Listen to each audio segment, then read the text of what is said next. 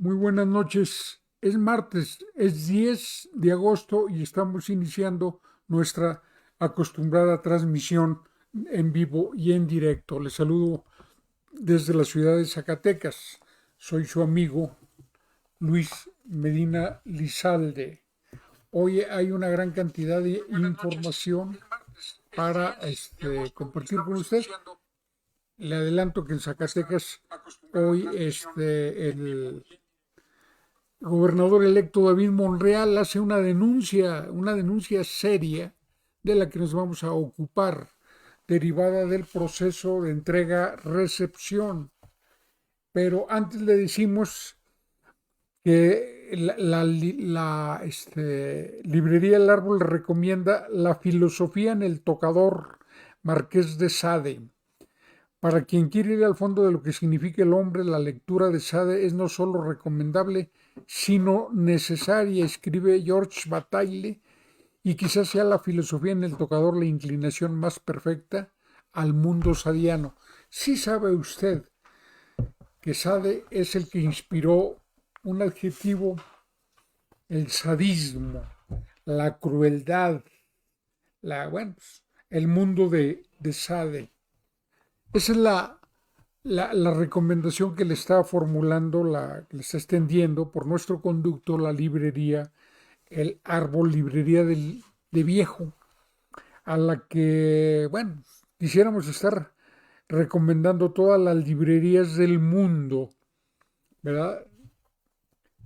Y la librería del árbol es un negocio que nos encanta porque sus productos tienen dos características.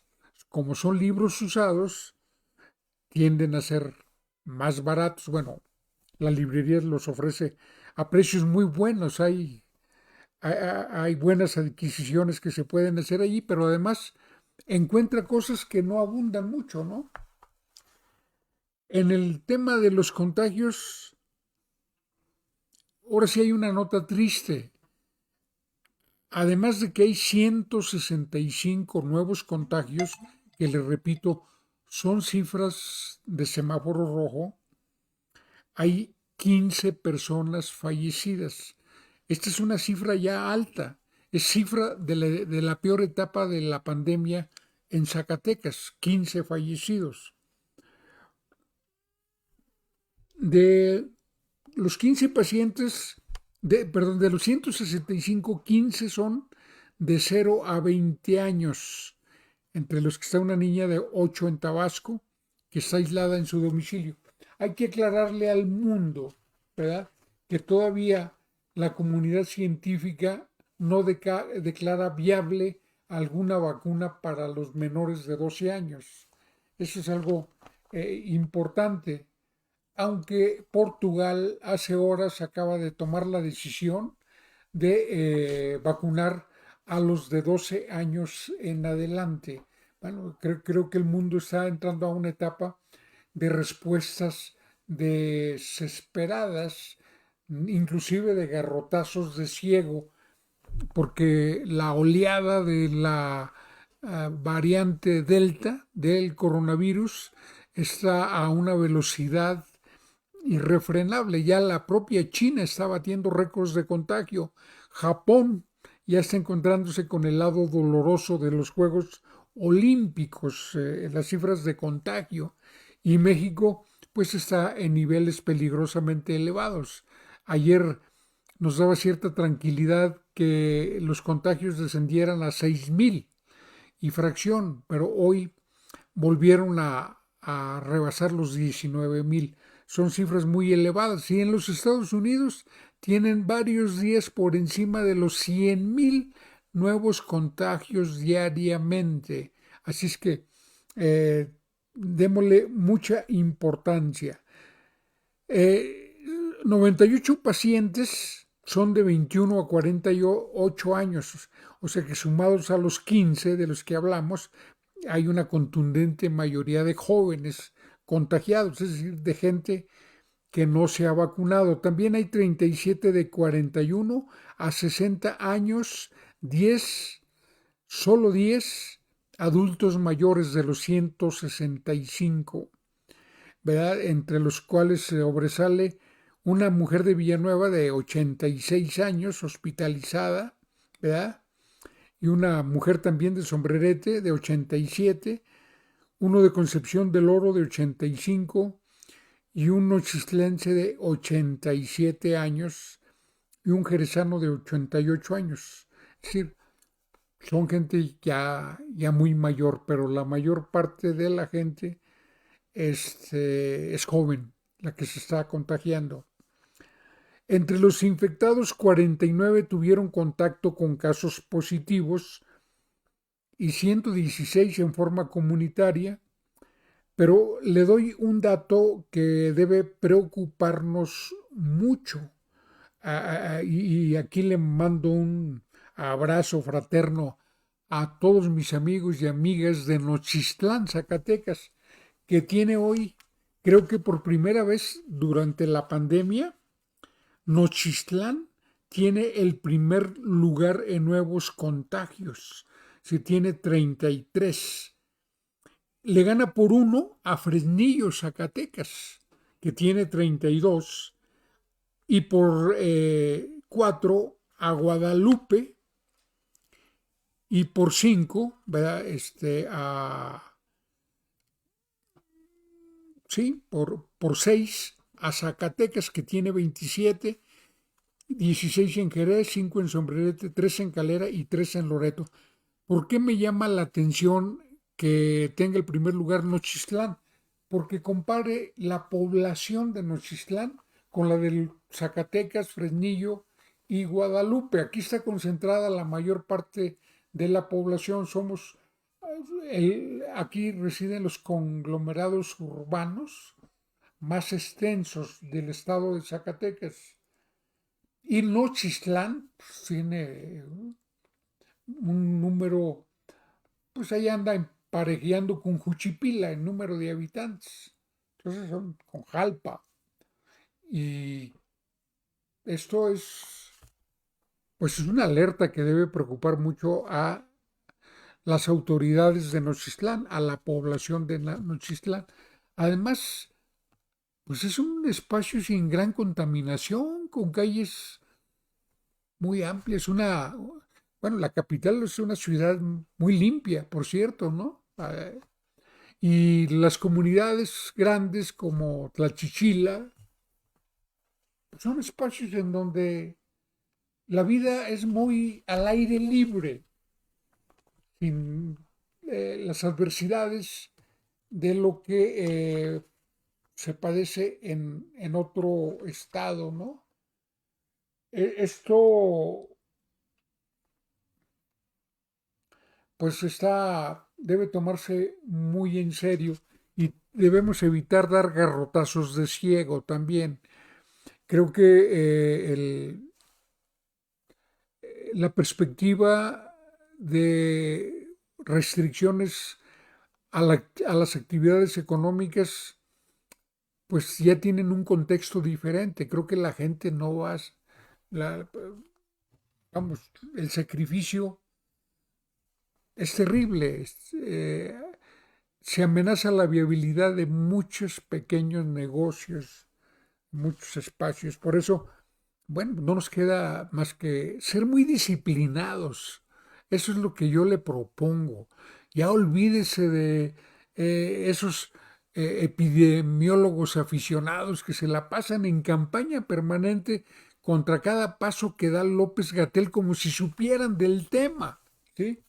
Yo no puedo discutir con nadie del tema, o sea, no, porque no tengo elementos, no tengo cultura, no tengo formación, pero considero tan irresponsables a todos los que dictan sentencias absolutas sobre lo que hace bien o mal López-Gatell.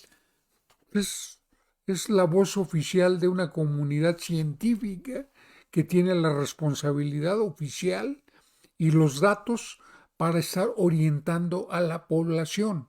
Yo sigo bien convencido de que deberían regresar las conferencias de las 7 de la noche que tanto orientaban a la población mexicana para que nos vaya evaluando y dando cada paso, ¿verdad? La campaña contra López-Gatell, desde mi punto de vista, ha sido una campaña muy antiética de parte de muchos columnistas especializados en lo frívolo. Hay unos que son columnistas del mundo del espectáculo, otros que son tutti frutti, otros especialistas en temas de la delincuencia, otros analistas políticos, pero se ponen la bata blanca, ¿verdad? Y ¡zas! A desacreditar cada paso que da el vocero de la estrategia contra la salud. Y creo que estoy convencido que debe reanudarse esa comunicación que nos fue guiando en la etapa más oscura, nos fue dictando criterios para actuar, a veces no obedecidos, ¿no? Porque en todo el país se dio la fiebre de la ¿cómo le llamaban? Satinizar camiones, plazas, túneles satinizantes, y y López-Gatell diciendo eso no sirve de nada. Sí, pero bueno, pero sí servía para la foto. Creo que tenemos que ser muy serios y que ahora al gobierno se le prenda la chispa, es decir, que se haga cargo de que no falte el oxígeno los 7 días de la semana y las 24 horas. La gente no puede programar sus crisis, que comunique la disponibilidad de medicamentos de las farmacias, que les pida que funcionen las 8 horas y que se abastezcan de la lista de medicamentos que están utilizándose en contra del coronavirus. A estas alturas, después de un año, ya tenemos experiencia. Y bueno, todas esas cosas, yo siento que el gobierno ya debe haber aprendido de lo que hemos vivido para que ya no dejen la indefensión a la gente, ¿no?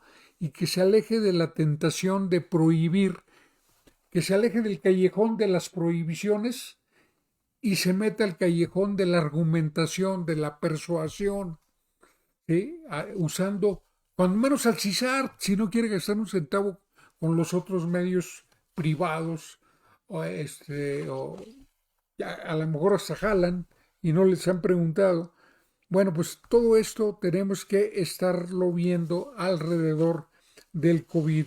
Estamos pues en un periodo preocupante porque es cierto que la vacuna está conteniendo el número de muertos, eso es real, los está disminuyendo.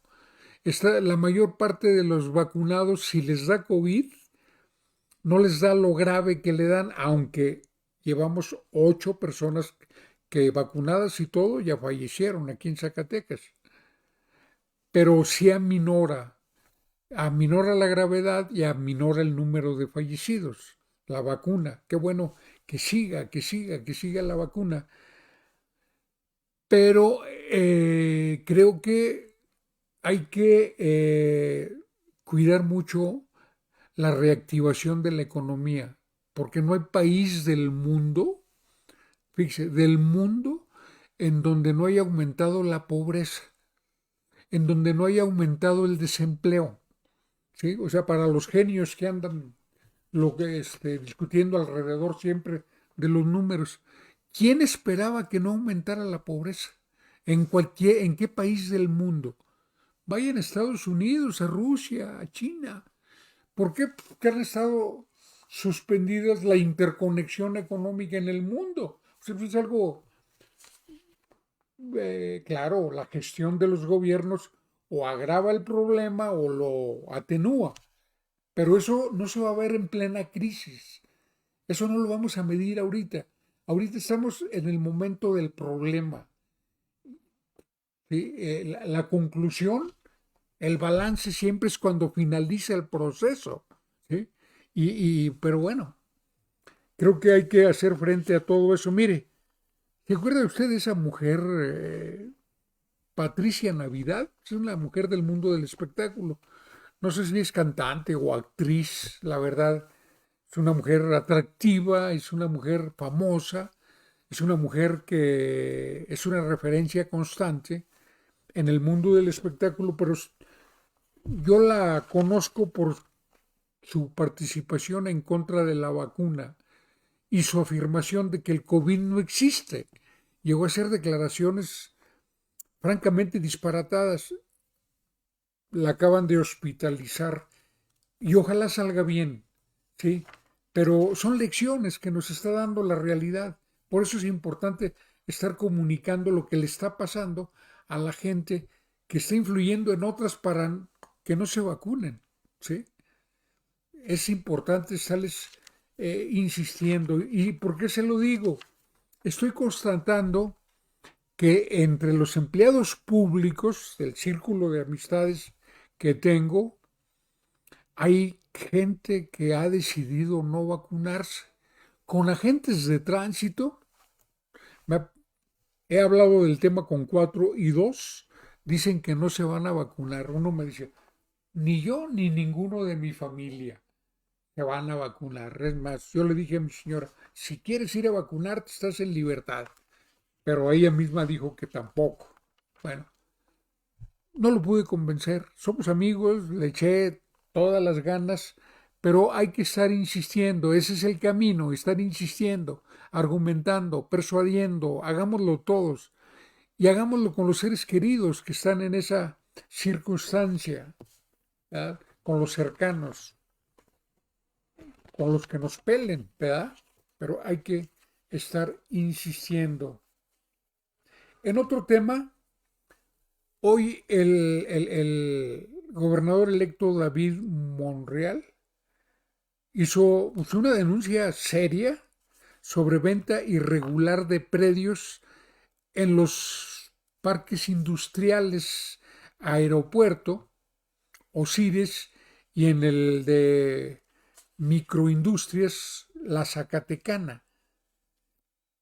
Usted sabe que desde 1999 hay un fideicomiso, se llama Fideicomiso Zacatecas, creación del entonces gobernador Ricardo Monreal Ávila. Ese fideicomiso, bueno, se gobierna con el concurso de varias entidades del sector público, varias dependencias. Es el responsable de, de crear, construir, adquirir terrenos, comercializar pues los terrenos, ¿verdad? De los parques industriales y administrar y la operación misma de los parques industriales. David Monreal denuncia que el 22 de junio, es decir, cuando ya sabe el resultado electoral, ya había transcurrido el proceso electoral, celebró, tomó acuerdos, la directiva orgánica del Fideicomiso Zacatecas, en donde pues eh, toma decisiones, entre otras cosas aprobaron venta de terrenos ubicados en el Parque Industrial Aeropuerto, Parque Industrial Osiris, venta y transacciones en el complejo de naves microindustriales La Zacatecana y autorizaciones al esquema de pagos en las tarifas de agua potable, saneamiento y descargas sanitarias desde 2018 hasta marzo de 2021 y deudores diversos que además se aprobaron ampliaciones al presupuesto a solo unos meses de que concluye el actual gobierno para gastos administrativos, operativos y de infraestructura industrial del Fideicomiso Zacatecas por un monto de 10.444.758 pesos 78 centavos, así como la aprobación del tabulador con equivalencias aplicadas al personal de Fideicomiso Zacatecas y la plantilla vigente para el ejercicio 2021. Bueno, esta es una controversia de la cual pues hay que estar muy pendientes, ¿verdad? Y la comisión de recepción es la comisión, entiendo, recuerde que hay una comisión de recepción integrada por representantes del gobierno saliente y los nombrados por el gobernador electo, dice que detectó numerosas irregularidades en la citada sesión, entre ellas modificaciones en el orden del día que transgrede no solo el proceso legal, sino intereses al patrimonio del Estado y la legítima equidad para el sector empresarial. Bueno, pues creo que este es hay un comunicado de respuesta a esto de parte de la Secretaría de Economía del señor Bárcenas, en donde justifica todas las decisiones del 22 de junio y lo fundamenta en términos de legalidad. Bueno, vamos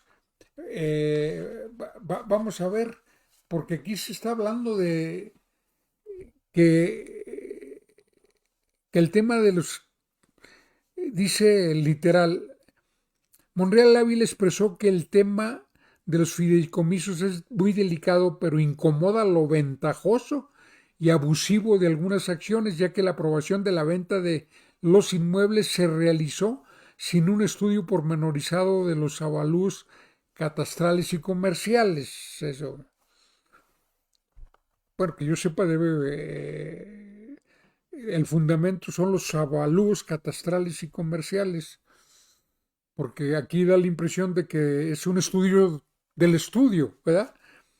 Dice, esto pese a que las ventas y comodatos ascienden a casi 50 millones de pesos, pero se hicieron descuentos de hasta el 50%, por lo que el gobernador señaló que se malbarata el patrimonio del Estado. De haber, bueno, creo que los señalamientos son muy serios.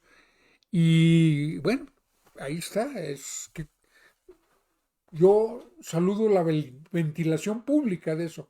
Creo que la presión social obligará a los 15 gobernadores entrantes, aunque sean de una línea distinta a la del presidente López Obrador, a transparentar todo. Entre otras cosas, porque hay dos realidades nuevas, una política y otra jurídica. Una, la presión ciudadana contra la corrupción es intensa y es generalizada y debe mantenerse e incrementarse, gobierne el partido que gobierne, la persona que gobierne. Eso es algo fundamental, porque no es tarea del que está al frente, es tarea de todos. Y hay que dejar atrás las actitudes socialmente nocivas, que son las del adulador. El adulador es enemigo público, ¿eh? El ciudadano adulador del poderoso en turno fabrica malos gobernantes. Olvídese de las consideraciones morales y de la dignidad y todo eso, ¿no? Simple y sencillamente forma parte del problema. Y el detractor, ese que es capaz de mentir con tal de afectar al que está gobernando, de exagerar, de calumniar, de poner... También son dos extremos que se tocan. Los dos, no, se trata del juicio sereno, fundado, imparcial e, y con autonomía total. O sea, ni, así como Tello no nos hace favor con respetarnos nuestra libertad de expresión, tampoco David Monreal nos hará un favor si respeta nuestra libertad de expresar acuerdos y desacuerdos, inconformidades, todo. El gobernante no hace ningún favor. Y esto es importante porque, bueno, eh, la verdad es que estamos estrenando el respeto en la vida real de la libertad de expresión a nivel de presidencia de la República, ¿no? Porque vea, para atrás había muchos discursos, muchas alamerías para los críticos y nada de criticarlos en público, pero en privado era otra cosa. Ya estamos en otro. Hay un respeto y David Monreal tendrá todo el derecho del mundo a defenderse, a decir, lo que dijo tal medio o tal opinión no corresponde a la verdad.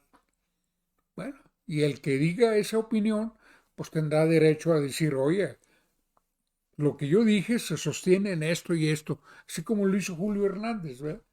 Esa es una construcción colectiva democrática a la que yo le invito. Y bueno, aquí estaremos pendientes del curso de estas denuncias. La verdad nos sorprende porque pues yo esperaría que fuera una vez que hubiera terminado el proceso, pero están brotando y lo están asumiendo, ya se ventila. Y aunque quiso ser diplomático, David Monreal lo pone a salvo al gobernador de estas cosas. Pero no creo que le sirva mucho que el gobernador se le considere engañado por los colaboradores que él escogió y que él manda y que él decide. Pues no es dejarlo bien parado, ¿eh? O sea, durante mucho tiempo se suavizaba la crítica diciendo engañan al señor gobernador. Pues ¿a quién escogimos? Que se deje engañar por los que él mismo escogió, que no supervisa, que no vigila, que no confirma, sí. O sea, puedo entender que es un gesto de suavización de la denuncia, pero si yo fuera Tello le diría a David Monreal, no me defiendas, compadre. Bueno, ahí está el tema.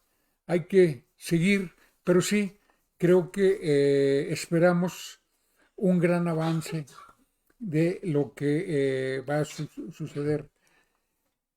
Bueno, quiero darle a conocer, bueno, hoy se dio a conocer porque el gobierno de los Estados Unidos eh, acordó enviar a México no 3,5 millones de vacunas Moderna y 5 millones de dosis de la vacuna de AstraZeneca, ¿sí?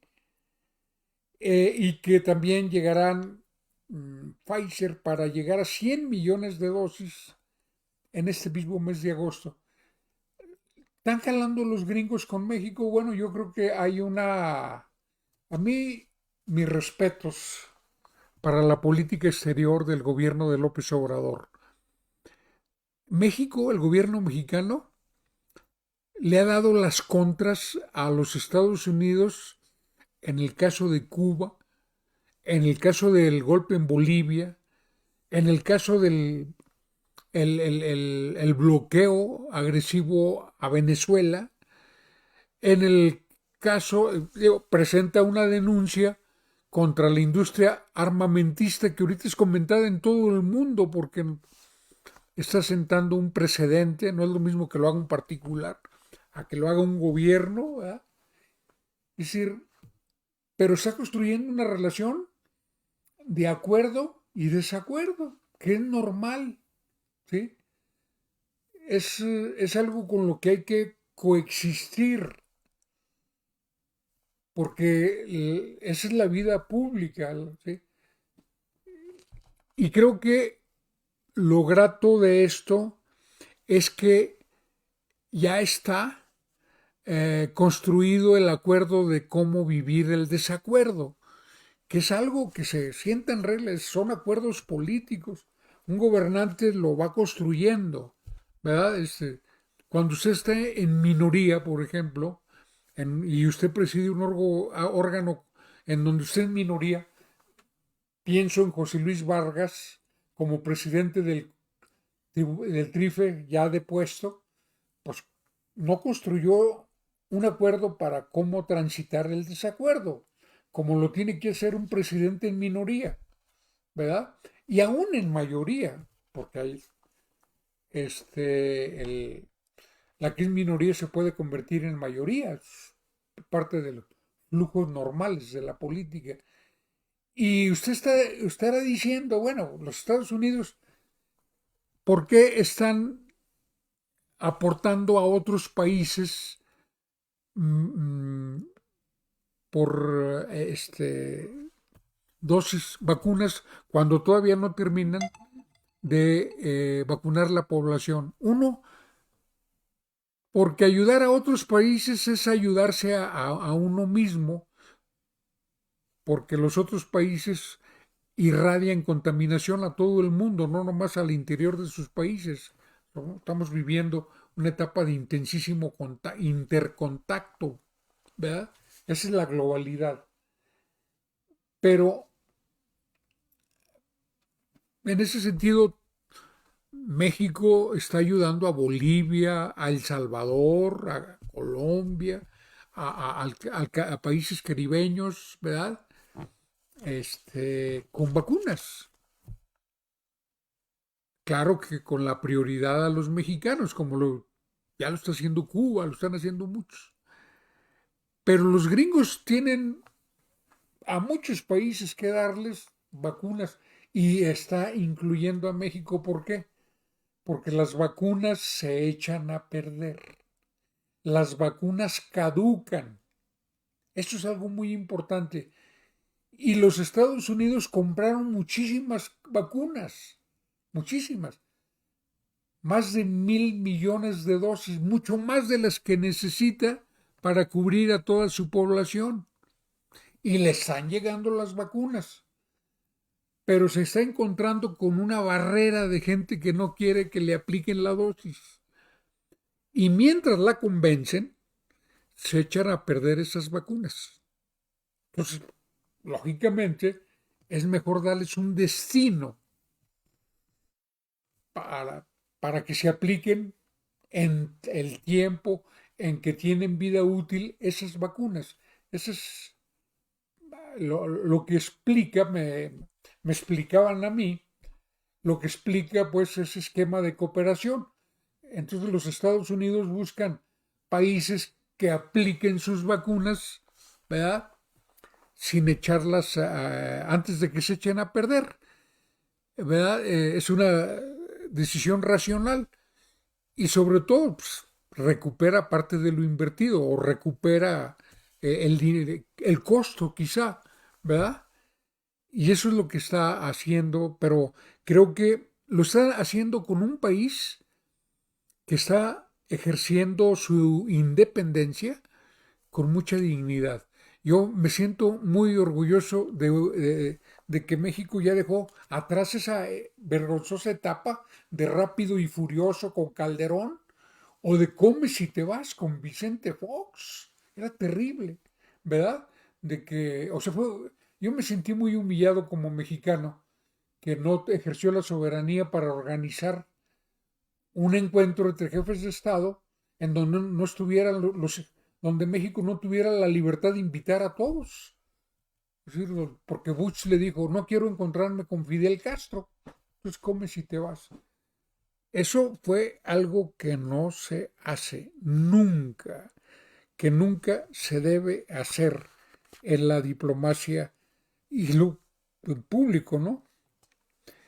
En otro orden de ideas, López Obrador volvió a hacer un reclamo público a los legisladores, incluyendo a los de Morena, por lo que ayer hablábamos, mi columna del recreo de ayer se llamó Improductividad Programada, refiriéndome a la lentitud extrema del poder legislativo mexicano, o sea, crónica, no es de este sexenio, crónica, ¿no?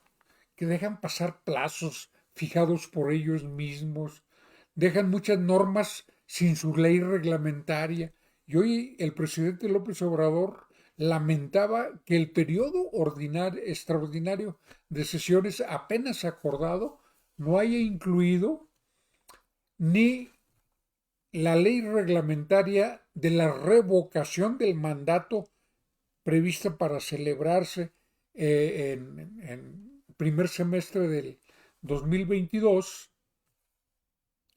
ni la ley reglamentaria de la reforma constitucional que le quita la protección al presidente de la República respecto a cualquier delito. Es decir, ya se puede juzgar al presidente si comete el mismo delito que comete cualquier ciudadano. Ojo, pero todavía falta la ley que lo reglamente. Y ahí la llevamos. Y también hizo alusión del fuero, dejó claro lo que le he venido comentando, ¿no? Que el presidente no empezó con el fuero de él para ver si lo secundaban. Y la clase política casi total, mire, se queda callado. No dice esta boca es mía. Y no lo dice ¿por qué?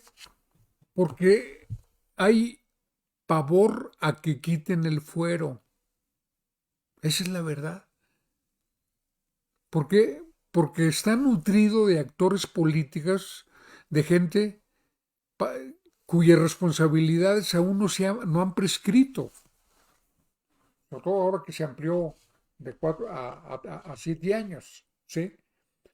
Una porción importante de los políticos vigentes incurrieron en acciones susceptibles de ser calificadas de delitos que todavía no prescriben y que gracias a que tienen fuero ni se le mueve. Información que está en dónde? En la Auditoría Superior de la Federación, en la Secretaría de la Función Pública, en los órganos de control de cada dependencia, ¿verdad? En contralorías municipales, ¿verdad? En auditorías de los estados o en los medios en algunos casos, ¿no? Y el fuero es un manto protector eficacísimo, ¿verdad? Llegar al fuero es ya la hice, porque la dinámica hace que ese tema ya quede archivado, ya queda en el olvido y así no le hemos pasado muchos años los mexicanos. Y entonces, como no pueden contradecir en público, pues nomás le dan tiempo al tiempo. Esa se llama la resistencia pasiva, ¿sí? Y así creo que la bancada de Morena en el Senado y la bancada de Morena en la Cámara de Diputados nunca ha acompañado ni en declaraciones la posición del presidente a favor de eliminar el fuero. Y yo no recuerdo, a lo mejor sucedió y le pido una disculpa a los dirigentes nacionales, un boletín del Comité Ejecutivo Nacional de Morena solidarizándose con esa postura del presidente en contra del fuero. Entonces creo que hay que evaluar y hay que culminar, que no le tengamos miedo a ese paso, a andar sin fuero en la vida. Creo que buena parte de los que pasamos, que hemos tenido fuero en alguna etapa de nuestra vida, yo he tenido en ocasiones fuero, no me ha hecho falta absolutamente para nada. Y estoy seguro que una gran cantidad de gente que ha tenido fuero no ha tenido ninguna necesidad de acudir a él. Pero hay unos cuantos que sí se refugian en esa figura y que llegan a presidentes municipales, a gobernadores, a diputados locales o federales, a senadores, y le van dando tiempo al tiempo. Eso es algo muy importante, ¿no? Creo que la mayor parte de la gente que es actor en la vida pública, que tiene fuero, no lo necesita. Eso no lo defiende. Pues es diferente. Pero ese discurso de que eso es muy indispensable y todo, hay que ya deshacernos del fuero.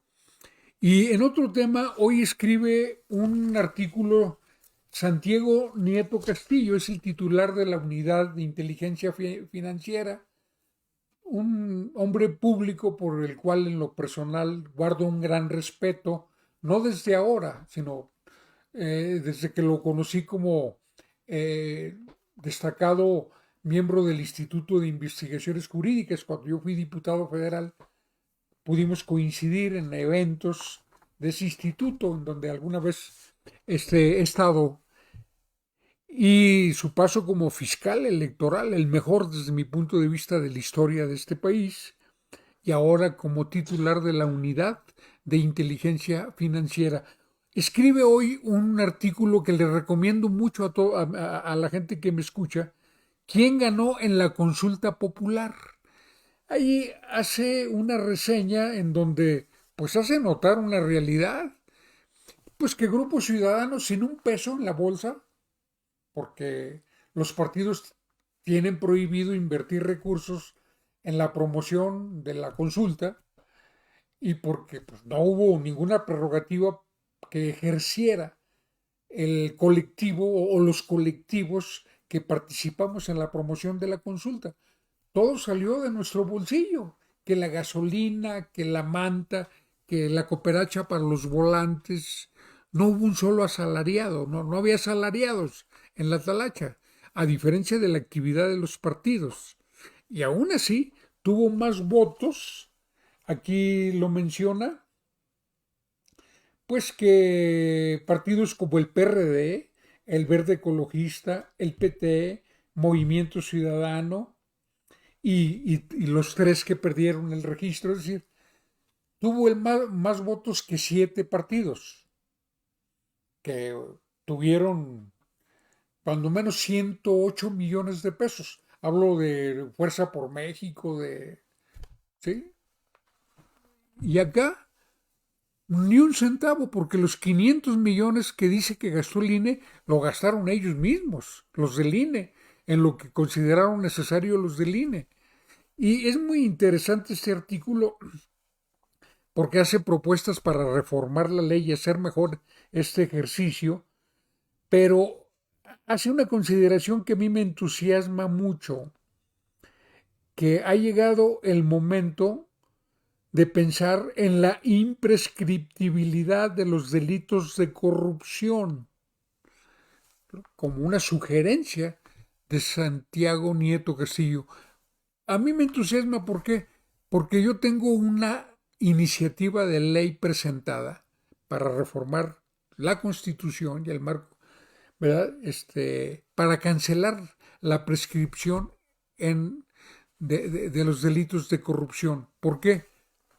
Los abogados no me dejarán mentir, sobre todo los de larga trayectoria litigiosa.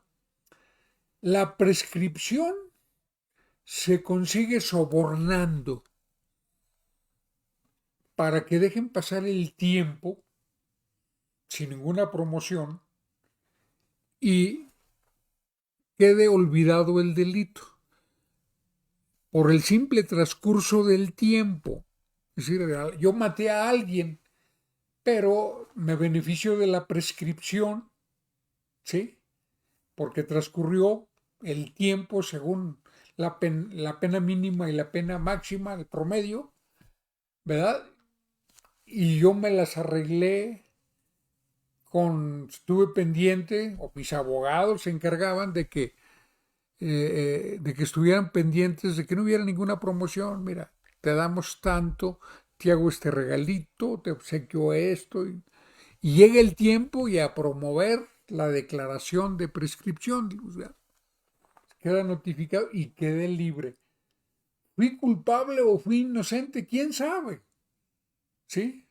Cuando fue la prescripción la que operó, no se sabe si fui responsable o culpable de un delito. Por eso, qué importante es esta postura del jurista Santiago Nieto. Y a mí, lo personal, porque he sido el loco del periférico en estos temas, ¿no? Sí, sí conoces ese chiste, ¿verdad? De que va un conductor a gran velocidad y su pareja le dice, oye, no vayas a tanta velocidad, nos vamos a estrellar. Pues sí, mira, pues vamos en sentido, no, le dice, nos vamos a estrellar, dice, no te preocupes, pero, ¿cómo hay locos manejando en el periférico? Mira, todos vienen en sentido contrario, ¿verdad? Él, por su loquera, no sabía que el que iba en sentido contrario era él. Hay personas, perdón el chiste mal contado, pero con eso, así me he sentido en ese tema y a mí me llena de particular satisfacción, pues que coincida en ese tema Santiago Nieto, de que ya hay que pensar en eliminar la prescripción, porque eso sí paraliza. si sé que voy a poder terminar como Jacques Chirac, el primer ministro y presidente de Francia, después de una larguísima trayectoria, termina humillado porque le descubrieron que 30 años antes, cuando había sido alcalde de París, había dejado, había tenido en la alcaldía a 9 aviadores. Con qué poco aguantan los franceses. Imagínense Zacatecas, cómo nos iría en cualquier municipio de este país, o estado, o tantas dependencias. Pero él murió con el sabor amargo de los tribunales, no como el héroe conservador en que se había convertido, un símbolo de Francia, de la Francia conservadora, ¿no? O como el otro que se le ocurrió regresar, incursionar en un proceso electoral y que le descubren que en los años 80, cuando había sido legislador, ese francés cuyo nombre se me olvida, había tenido, ¿sabe quién de aviadora? A su señora esposa. Y no había documentado ningún trabajo de asesoría. Y a tribunales, y a devolver la lana, y a pagar una multa, y a recibir una sentencia. ¿Verdad? Bueno, ahí, ¿por qué? Pues porque podían perseguirlo ya cuando todo el mundo se había olvidado. En Perú así está su constitución, ¿sí? ¿Por qué no hacerlo los mexicanos? Y bueno, esa buena idea hay que estar a dale y dale porque hay un componente, un porcentaje importante de la clase política tradicional de todos los partidos que resiste esos cambios, que no quiere hacer nada contra el fuero y que no quiere hacer nada para eliminarla, no va a querer nada eliminar la prescripción. La iniciativa de un modesto legislador está en la congeladora, ¿verdad?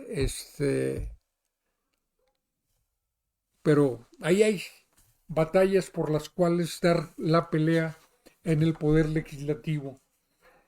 Y bueno, pasando, hay un tema ahorita que circula por el mundo. Hoy anuncia el Andrew Cuomo, gobernador de Nueva York, que se separa del cargo, que renuncia a ser gobernador de Nueva York.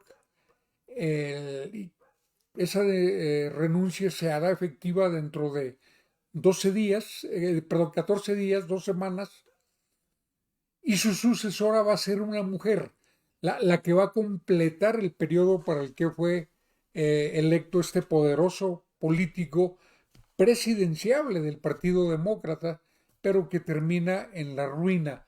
Su final político, independientemente de lo que lo ven en lo jurídico, me recuerda el triste final de una carrera luminosa en el arte del bello canto de Plácido Domingo. Plácido Domingo terminó su luminosa carrera humillado por la cancelación de contratos. De repente las empresas le empezaron a cancelar contratos.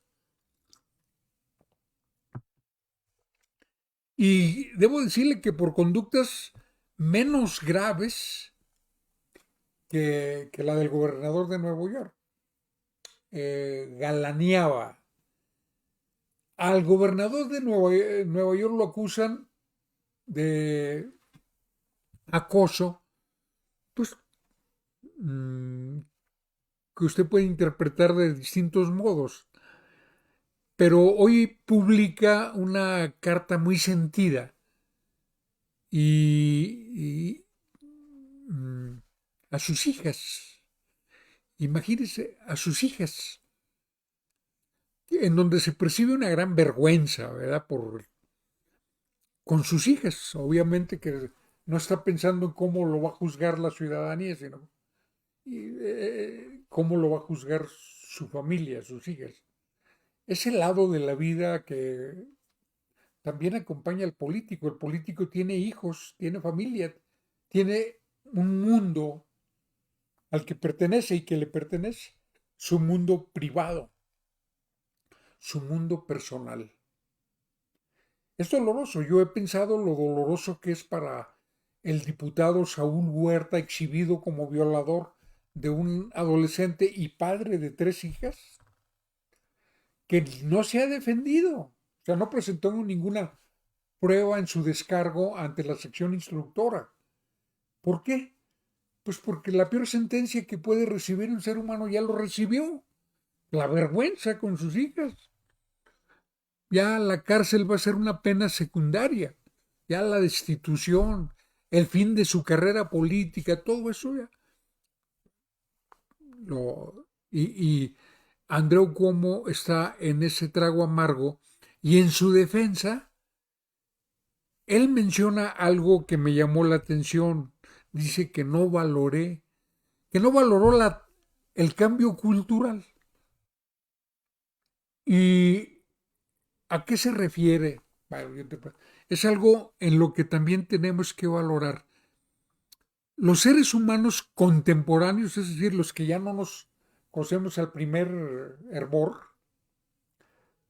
fuimos formados dentro de valores muy distintos a los que ahora se reivindican en público.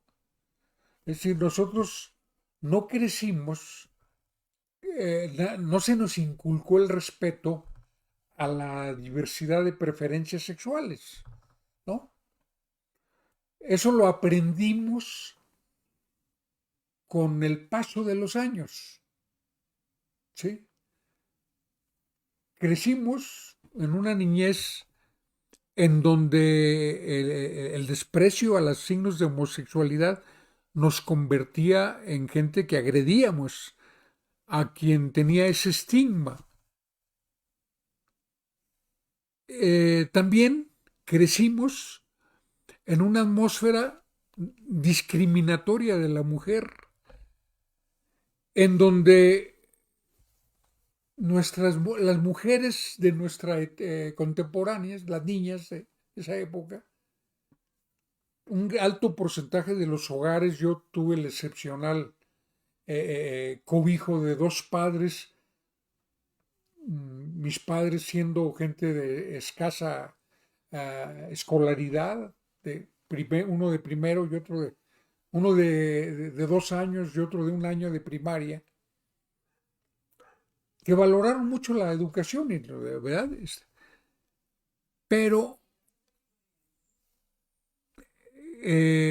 lo normal era escuchar, vamos a hacer la lucha para que fulano estudie, quiere ser licenciado. Entonces pensábamos los ingenuos que ser licenciado era la gran cosa, ¿eh? Quiere ser doctor, fulano quiere ser ingeniero, oye, fulana, no, pues allá, una carrera corta.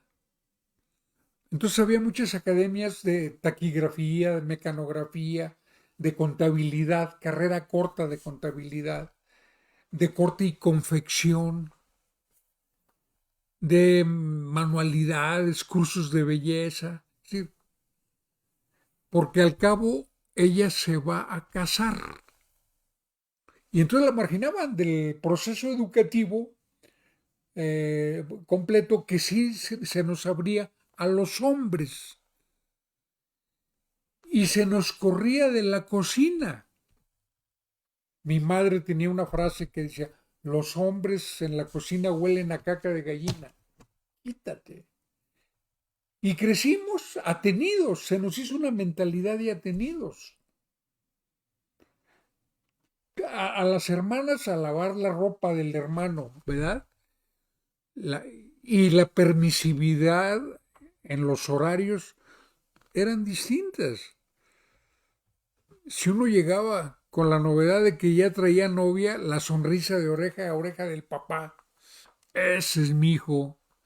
Ah, pero si la hermana daba signos de que también tenía novio, entonces daba corajillo, daba corajillo. Y en ese mundo crecimos, además, escuchando a José Alfredo, las películas de cine de la época de oro, ¿verdad?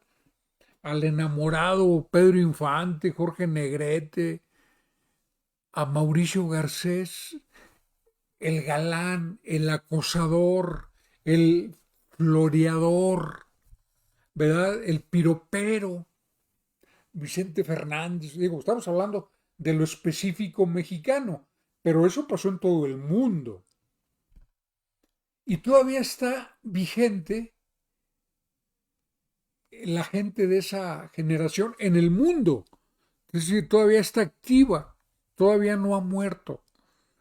Seguramente que esto se está renovando y los que hemos llegado a concluir que las mujeres, a identificarnos con las causas de las mujeres, a entender,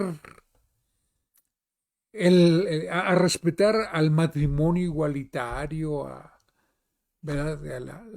La diversidad sexual, ha sido porque cambiamos de adultos, porque la vida nos fue llevando a modificar esa mentalidad, que pueden quedar residuos de esa, pues es humano, ¿sí? Que queden residuos, residuo humano de eso. Y frente a eso, a veces hay una gran intolerancia, una gran incomprensión de que somos un resultado cultural, un resultado social. Que Plácido Domingo es un resultado cultural que no violó a ninguna mujer, sino que las piropeaba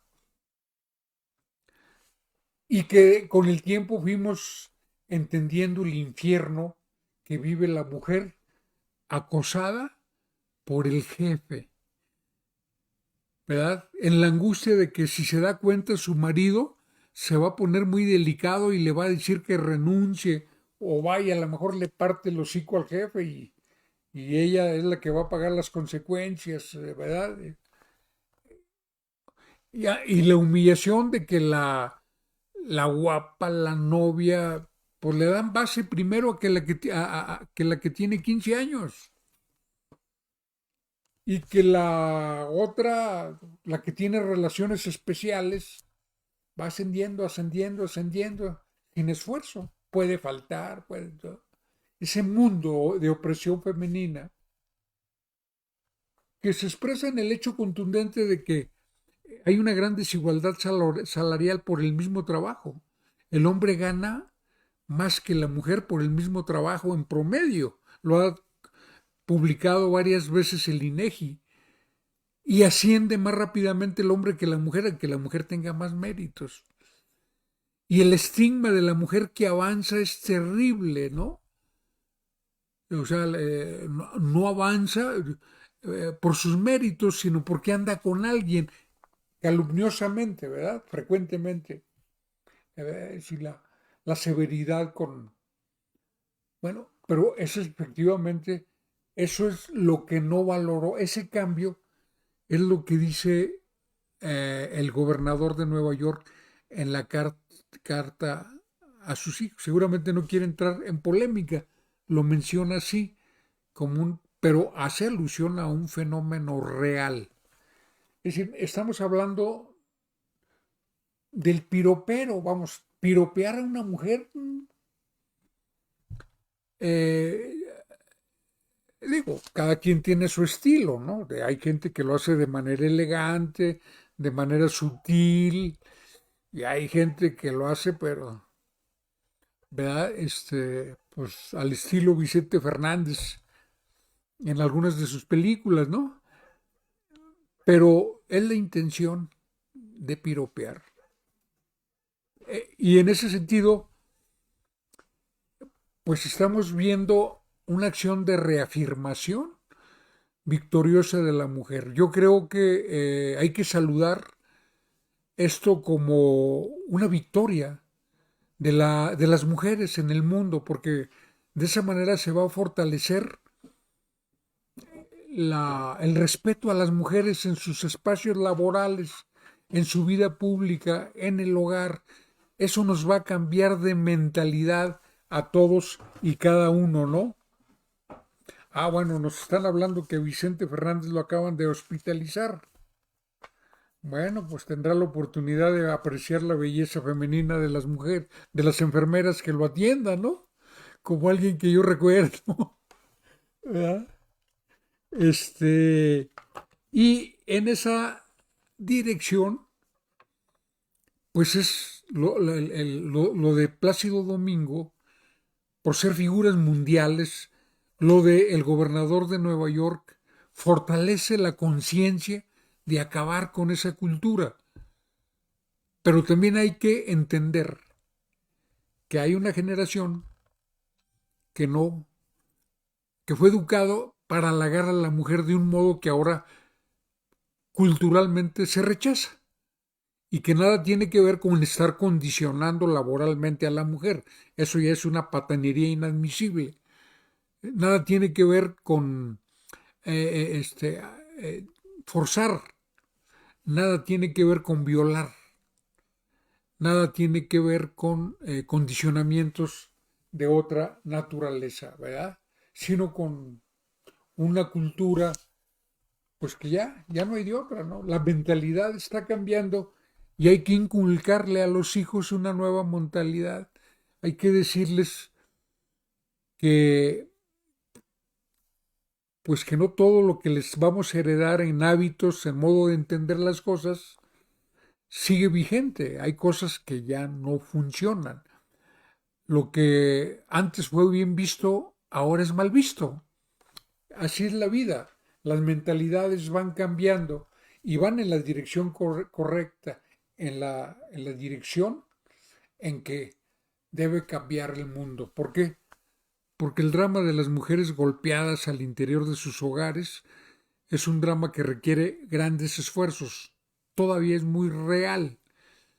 Todavía hoy habla la titular de la mujer en el gobierno de Zacatecas de 100,000 casos en Zacatecas de ese tipo. Imagínense. La violencia esa que no trasciende, que a público, se da más de lo que usted se imagina, ¿eh?